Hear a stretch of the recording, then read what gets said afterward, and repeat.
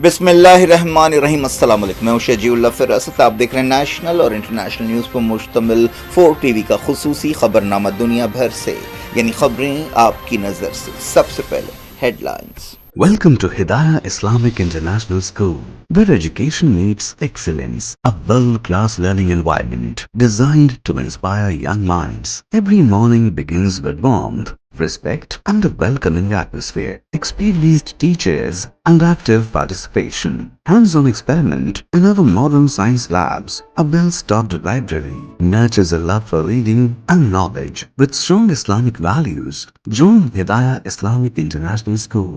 Your child's bright future begins here.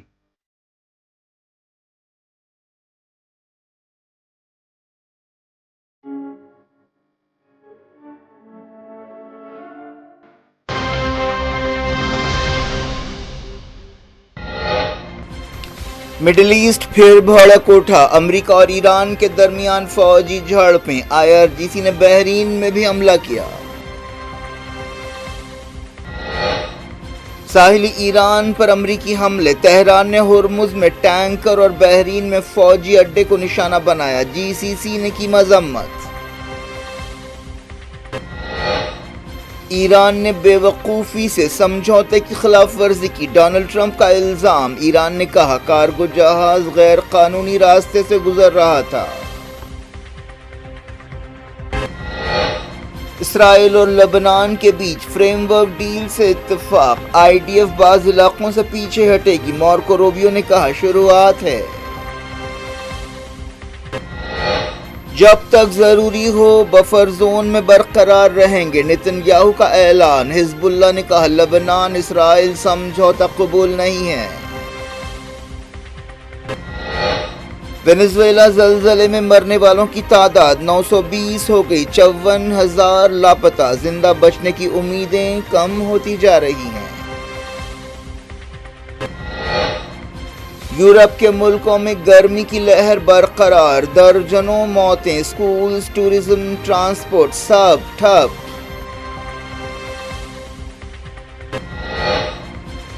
اب Maharashtra TET paper leak, امتحان ملتوی کر دیا گیا، اپوزیشن نے BJP حکومت کو بنایا نشانہ۔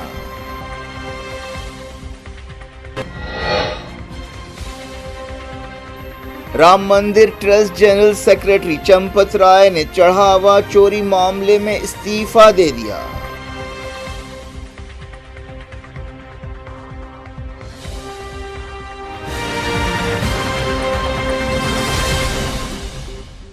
ہیڈ لائنز آپ نے دیکھی، اب خبروں کی تفصیل کی طرف آپ کو لیے چلتے ہیں۔ ایران کے ریولیوشنری گارڈز نے ایران کے ساحلی علاقوں میں امریکی حملوں کا جواب دیتے ہوئے کئی فوجی ٹھکانوں پر وار کیا۔ IRGC نے کہا کہ امریکی فوج نے وعدوں کو توڑتے ہوئے ساحلی علاقوں کے قریب حملے کیے۔ اس جارحیت میں واشنگٹن نے کئی بہانوں کا استعمال کیا، جن میں آبنائے ہرمز میں جہازوں کی اجازت دینے کے سمجھوتے کی خلاف ورزی شامل ہے۔ امریکی سینٹرل کمانڈ نے تصدیق کی کہ اس نے ایران میں بعض ٹارگٹس پر حملہ کیا۔ سینٹ کام نے الزام لگایا کہ اس نے ایک جہاز پر ڈرون حملے کا جواب دیا، یہ سنگاپور کا جھنڈا رکھنے والا کارگو جہاز تھا۔ IRGC نیوی نے کہا کہ امریکہ MOU میں کیے گئے وعدوں کی خلاف ورزی کر رہا ہے۔ ایرانی ڈرونز کے ذریعے بحرین میں بھی حملہ کیا گیا۔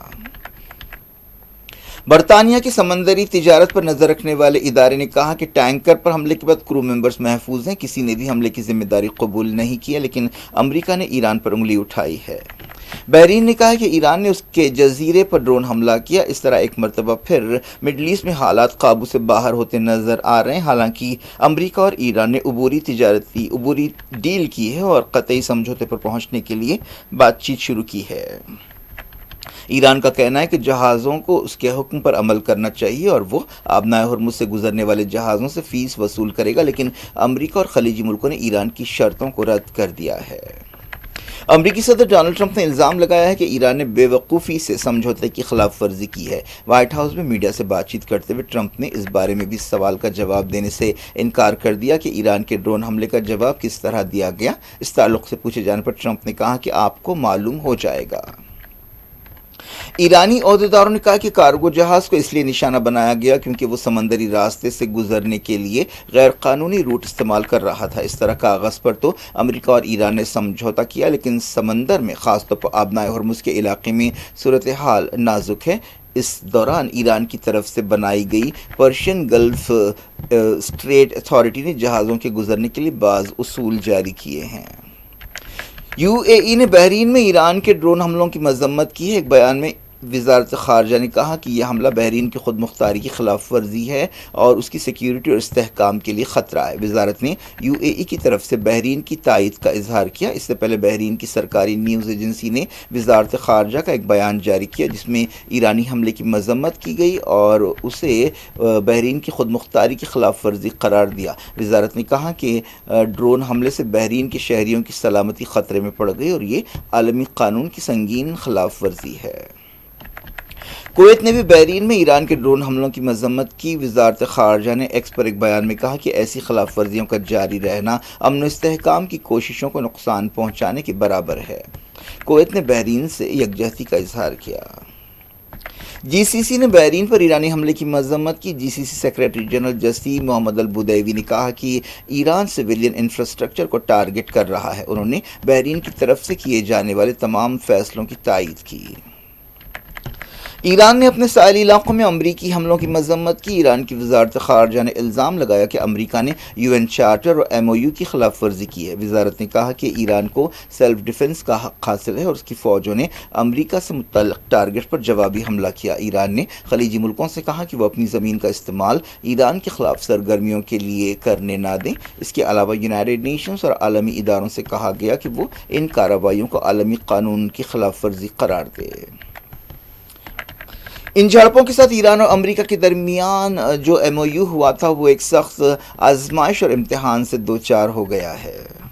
اسرائیل اور لبنان نے اسرائیلی فوج کی بعض جگہوں سے واپسی کے لیے ایک فریم ورک ڈیل سے اتفاق کیا ہے۔ واشنگٹن میں 4 دن کی بات چیت کے بعد یہ سمجھوتا ہوا۔ اسرائیل نے ساؤتھ لبنان سے ہٹ کر 2 علاقوں سے پیچھے ہٹنے سے اتفاق کیا۔ امریکہ کے secretary of state Marco Rubio نے اسے روڈ میپ کا آغاز قرار دیا۔ امریکہ کی نگرانی میں اسرائیل اور لبنان کے درمیان 5ویں دور کی بات چیت ہوئی۔ اس فریم ورک کا اعلان اس بات چیت کے بعد کیا گیا۔ حزب اللہ نے اسرائیل اور لبنان کے درمیان سمجھوتے کو رد کر دیا اور کہا کہ وہ کسی بھی قیمت پر مزاحمت کا راستہ نہیں چھوڑے گی اور نہتی نہیں ہوگی۔ امریکہ میں اسرائیل کے سفیر یشل لیتھر نے کہا کہ اسرائیل ساؤتھ لبنان میں اس وقت تک بفر زون کو برقرار رکھے گا جب تک لبنان کی فوج یہ ثابت نہیں کرتی کہ وہ حزب اللہ کو ختم کر سکتی ہے اور سیکیورٹی کی ذمہ داری اٹھا سکتی ہے۔ اسرائیلی سفیر نے کہا کہ یہ ڈیل کسی مقررہ ٹائم ٹیبل کی بنیاد پر نہیں ہے بلکہ اس کا دار و مدار حزب اللہ کو نہتہ کرنے کے معاملے میں لبنانی فوج کی پیش رفت پر ہے۔ امریکہ کی سیکریٹری آف اسٹیٹ نے ایک بیان جاری کرتے ہوئے لبنان کے بارے میں 3 رخی ملٹری کوآرڈینیشن گروپ بنانے کا اعلان کیا جس میں امریکہ بھی شامل ہوگا۔ اس سلسلے میں امریکہ کی طرف سے $100 ملین کے ڈونیشن کا اعلان کیا گیا۔ واشنگٹن میں اسٹیٹ ڈپارٹمنٹ میں سمجھوتے پر دستخط کی تقریب ہوئی جس کے بعد مارکو روبیو نے مانا کہ سمجھوتے کا دائرہ بہت چھوٹا ہے لیکن یہ شروعات کی شروعات ہے۔ لبنان کی سفیر ندہ حمادی نے 3 رخی فریم ورک کو لبنان کی خود مختاری اور علاقائی سالمیت بحال کرنے کی طرف پہلا قدم قرار دیا۔ انہوں نے کہا کہ میٹنگ بہت لمبی اور مشکل تھی، ہم میزبان ملک کے شکر گزار ہیں۔ اسرائیلی وزیر اعظم بنجامن نیتن یاہو نے ایک ویڈیو پیام جاری کرتے ہوئے کہا ہے کہ ہم جب تک ضروری ہو بفر زون برقرار رکھیں گے۔ انہوں نے کہا کہ یہ سمجھوتا ایران اور حزب اللہ کے لیے ایک دھکا ہے۔ ایران چاہتا ہے کہ ہم ساؤتھ لبنان سے باہر نکلیں لیکن اسرائیل، لبنان، امریکہ ایران سے کہہ رہے ہیں کہ یہ تمہارا معاملہ نہیں ہے، لبنان میں تمہارا کوئی کردار نہیں ہے، تمہارا نہ تمہاری حزب اللہ دہشت گرد تنظیم کا یہاں کوئی کام ہے۔ غازہ میں اسرائیل کی تازہ جارحیت میں کم سن فلسطینی بچہ شہید ہو گیا۔ فلسطین انفارمیشن سینٹر نے یہ بات بتائی۔ غازہ کے الگ الگ مقامات پر حملے کیے گئے۔ اس دوران فلسطین انفارمیشن سینٹر نے بتایا کہ 7 اکتوبر 2023 کے بعد سے جاں بحق ہونے والے فلسطینیوں کی تعداد 73,051 ہو گئی ہے۔ वेनेजुएला में ज़लज़ले के 72 घंटों बाद जिंदा बचने वालों की उम्मीदें कम होती जा रही हैं। ज़लज़ले में जाँ बहक होने वालों की तादाद बढ़कर 920 हो गई है। खबरों में कहा गया कि 51,000 लोग लापता हैं। चारशंबे को वेनेजुएला 2 ताकतवर ज़लज़लों से हिल गया था। ये 126 साल में वेनेजुएला में आने वाला सबसे ताकतवर ज़लज़ला था। उनकी शिद्दत 7.2 और 7.5 नापी गई थी। अभी रेस्क्यू वर्कर्स इमदादी सरगर्मियों में मसरूफ़ हैं। ओहदेदारों ने बताया कि अब किसी का जिंदा बचना एक करिश्मा ही होगा। उन्होंने कहा कि हम इस सानहे के बारे में कुछ भी नहीं छुपाएंगे। हुकूमत बुरी तरह मुतासरा इलाके लागोवेरा में पानी और खाना तकसीम कर रही है। कारगुजार सदर डेल्सी रॉड्रिक्स ने कहा कि उनकी हुकूमत ने अपनी तरफ से तमाम कोशिशें की हैं कि लोगों को बचाया जाए। उन्होंने आलमी रेस्क्यू वर्कर्स और इंसानी मदद का खैर मकदम किया। सदर रॉड्रिक्स ने कहा कि लागोवेरा इलाका फौजी जोन नज़र आ रहा है और मज़ीद मदद वहाँ पहुँच रही है। वेनेजुएला पहले से ही एक सियासी और मौशी बहरान से दो चार है। ऐसे में इस तबाहकुन ज़लज़ले से मुल्क के हालात और ख़राब हो सकते हैं। यूरोप के मुल्कों में गर्मी की शदीद लहर जारी है। गर्मी की वजह से दर्जनों लोगों की मौत हो चुकी है। गर्मी की वजह से transport, school, colleges, power supply, tourism सब ठप है। कई शहरों में टेम्परेचर 40 डिग्री से ज़्यादा है। पेरिस में तकरीबन 41 डिग्री टेम्परेचर रिकॉर्ड किया गया। फ्रांस के एक और शहर पिसास में टेम्परेचर 44.3 डिग्री रिकॉर्ड किया गया। फ्रांस में कम से कम 48 लोगों की मौत हुई है। स्पेन में 2 जानें गई हैं जहां टेम्परेचर 40 डिग्री से ऊपर चल रहा है। इटली के सोलासा शहर में भी गर्मी से शदीद अलर्ट जारी किया गया है। इटली के जो शहर बुरी तरह मुतासर हैं उनमें फ्लोरेंस, मिलान और रोम शामिल है। एक्सपर्ट्स ने वार्निंग दी है कि यह हालात माहौलियाती तब्दीली का नतीजा है। वज़ीर आज़म नरेंद्र मोदी 3 दिन के दौरे पर सेशल्स पहुंचे। इस मौके पर वज़ीर आज़म ने सेशल्स के सदर पैट्रिक हरमाइनी की तरफ से गर्मजोशाना इस्तकबाल की तारीफ़ की। वज़ीर आज़म ने कहा कि सेशल्स इंडिया का एक अहम समंदरी पार्टनर है और इंडियन ओशन में उसका करीबी दोस्त है। वज़ीर आज़म ने कहा कि वो एक कारआमद दौरे के इंतज़ार में है जिसका मकसद इंडिया और सेशल्स के दरमियान ताल्लुकात को मजबूत बनाना है। वज़ीर आज़म ने इंडियन कम्युनिटी का भी शुक्रिया अदा किया जो एयरपोर्ट पर उनके इस्तकबाल के लिए जमा हुई। मोदी सेशल्स की 50वीं इंडिपेंडेंस डे तकरीब में मेहमान खुसूसी हैं। वो पहले इंडियन प्राइम मिनिस्टर हैं जो सेशल्स के आज़ादी के दिन की तकरीब में हिस्सा लेंगे। मोदी ने नेशनल बोटानिकल गार्डन का भी दौरा किया। उन्होंने दुनिया के सबसे पुराने और उम्र रसीदा जानवर को भी देखा। इस तांबेल की उम्र 194 साल है। मोदी ने इस तांबेल को घास खिलाई। एक ऐसे वक्त जब नीट पेपर लीक का मसला अभी गर्म है। महाराष्ट्र में टेट इम्तिहान का पेपर लीक हुआ है और इस वजह से इम्तिहान मुलतवी कर दिया गया है। इससे रियासत में एक सियासी तूफान खड़ा हो गया है और बीजेपी पर तनकीदें की जा रही हैं जो पहले ही नीट पेपर लीक की वजह से तनकीदों की जद में है। इसके अलावा CBSE और दूसरे स्कूली और जो है तालीमी मामलात भी पेश आए हैं। ऐसे में कॉकरोच जनता पार्टी ने वज़ीर तालीम धर्मेंद्र प्रधान के खिलाफ एक महाज खोला हुआ है। कांग्रेस ने कहा है कि बीजेपी हुकूमत पेपर लीक हुकूमत बन गई है। कॉकरोच जनता पार्टी के लीडर अभिजीत दिपके ने कहा कि टेट इम्तिहान का पेपर लीक हुआ है। क्या कोई इम्तिहान बाकी है जिसका पेपर लीक नहीं हो रहा है? आम आदमी पार्टी लीडर अरविंद केजरीवाल ने भी तनकीद की और कहा कि हुकूमत न इम्तिहानात को बख्श रही है और न मंदिरों को। शिवसेना UBT लीडर अंबा दानवे ने कहा कि रियासत नीट पेपर लीक का मरकज़ बन गई थी और अब टेट पेपर लीक भी हुआ है। ऐसा मालूम होता है कि हुकूमत ने कोई सबक नहीं सीखा है। सदर मजलिस असदुद्दीन ओवैसी ने भी रिएक्शन दिया। उन्होंने एक्स पर लिखा कि क्या बर्बादी है। बीजेपी की क़यादत वाली महाराष्ट्र हुकूमत बंगाली मुसलमानों को बांग्लादेशी करार देकर गिरफ्तार करने में माहिर हो गई है, लेकिन वो टेट पेपर लीक को रोक नहीं पा रही है। इस पेपर लीक के लिए कौन जिम्मेदार है? ये हुकूमत की नाअहली है जिसकी वजह से हज़ारों लोगों को तकलीफ हुई है। अयोध्या के राम मंदिर ट्रस्ट ने कंफर्म किया है कि उसके जनरल सेक्रेटरी चंपत राय ने इस्तीफा दे दिया है। राम मंदिर ट्रस्ट के चढ़ावे में बड़े पैमाने पर गबन का मामला सामने आया है जिसकी तहकीकात की जा रही है। एक और ओहदेदार अनिल मिश्रा के इस्तीफे की भी खबर है, लेकिन बताया गया कि ट्रस्ट की मीटिंग में उनके इस्तीफों के बारे में फैसला किया जाएगा। ट्रस्ट ने भक्तों को यकीन दिलाया कि चांदी की तमाम ईंट और जेवरात महफूज हैं और उनका हिसाब किताब मौजूद है जो उन्होंने चढ़ावे में दिए थे। VHP ترجمان ونود بنسل نے بتایا کہ تنظیم کو استعفے کے بارے میں کوئی جانکاری نہیں ہے۔ اس سے پہلے رام مندر چڑھاوا چوری کے سلسلے میں 8 لوگوں کو گرفتار کیا گیا اور انہیں 29 جون تک عدالت کی حراست میں دے دیا گیا۔ ان میں اویناش شکلا، انوکلپ مشرا، لوکیش مشرا، منیش کمار یادو اور امیش پانڈے، رام شنکر مشرا، سبھاش سریواستو اور رما شنکر عرف ٹلو یادو شامل ہیں۔ یہ تمام لوگ نوٹوں کی گنتی کے کام پر اور دوسرے ڈونیشنز کو دیکھ بھال کے کام پر لگے ہوئے تھے۔ اتر پردیش کی حکومت نے اس معاملے کی تحقیقات کے لیے ایک SIT بنائی ہے۔ SIT نے اپنی رپورٹ میں ٹنو یادو اور سبھاش سریواستو کو اہم ملزم قرار دیا ہے۔ 20 صفحوں کی رپورٹ میں SIT نے CCTV فوٹیج کی بنیاد پر 70 چوری کے معاملوں کا حوالہ دیا۔ رپورٹ میں یہ بھی کہا گیا کہ 2-3 سال سے غبن ہو رہا تھا۔ کیا کچھ ہو رہا ہے آپ کی دنیا میں؟ آخر میں ہیڈ لائنز دنیا بھر سے ایک بار پھر دیکھتے ہیں۔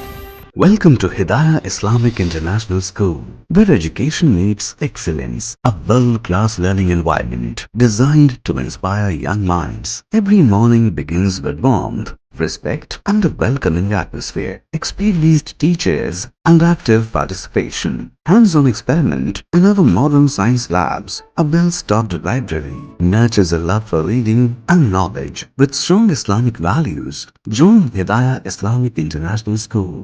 Your child's bright future begins here.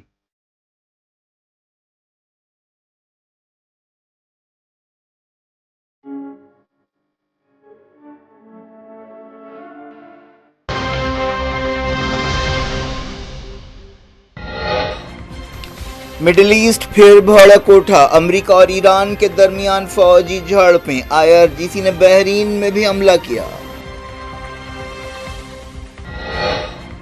ساحلی ایران پر امریکی حملے، تہران نے ہرمز میں ٹینکر اور بحرین میں فوجی اڈے کو نشانہ بنایا، GCC نے کی مذمت۔ ایران نے بے وقوفی سے سمجھوتے کی خلاف ورزی کی، ڈونلڈ ٹرمپ کا الزام، ایران نے کہا کارگو جہاز غیر قانونی راستے سے گزر رہا تھا۔ اسرائیل اور لبنان کے بیچ فریم ورک ڈیل سے اتفاق، IDF بعض علاقوں سے پیچھے ہٹے گی، مارکو روبیو نے کہا شروعات ہے۔ جب تک ضروری ہو بفر زون میں برقرار رہیں گے، نتن یاہو کا اعلان، حزب اللہ نے کہا لبنان اسرائیل سمجھوتا قبول نہیں ہے۔ وینزویلا زلزلے میں مرنے والوں کی تعداد 920 ہو گئی، 54,000 لاپتہ، زندہ بچنے کی امیدیں کم ہوتی جا رہی ہیں۔ یورپ کے ملکوں میں گرمی کی لہر برقرار، درجنوں موتیں، اسکولز، ٹورزم، ٹرانسپورٹ سب ٹھپ۔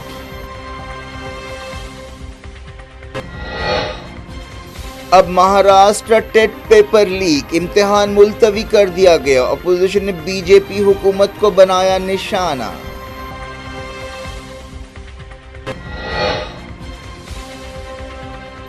رام مندر ٹرسٹ جنرل سیکرٹری چمپت رائے نے چڑھاوا چوری معاملے میں استعفیٰ دے دیا۔